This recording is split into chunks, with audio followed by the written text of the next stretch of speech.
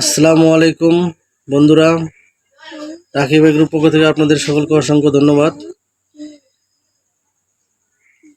মরিচের বীজ নিয়ে আসলাম।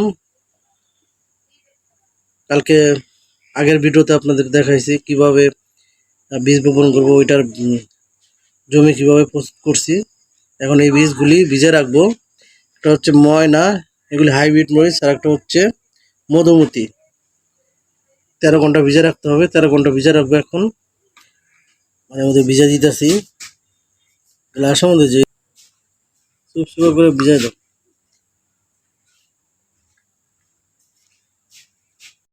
মরিচের বীজ ফালানো হয়ে গেছে। বিটি পুরো প্রস্তুত। মরিচের বীজও ফালাই দিছি। 2 আইটেম, একটা হইতেছে 10 গ্রাম ময়না বীজ, আর একটা হইতেছে ব্রাকের 5 গ্রাম। 2 আইটেম ফালাইছি।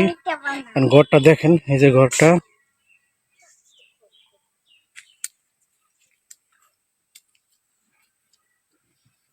এবার করছি উপরে নেট দিয়া, তারপর প্লাস্টিক দিয়ে দিব। ফাইনাল ভাবে ঢাকা দিলাম নেট দিয়া, যেন ছাগল, মুরগি, হাঁস, গরু কোনো কিছু যেন না ঢুকতে পারে ওদের ভিতরে। ঘরটা কেমন হলো বন্ধুরা, কমেন্টে জানাবেন। এই যে, আর মরিচের বীজ যখন বের হবে সারা, তখন তো অবশ্যই ভিডিও দিব আপনাদের।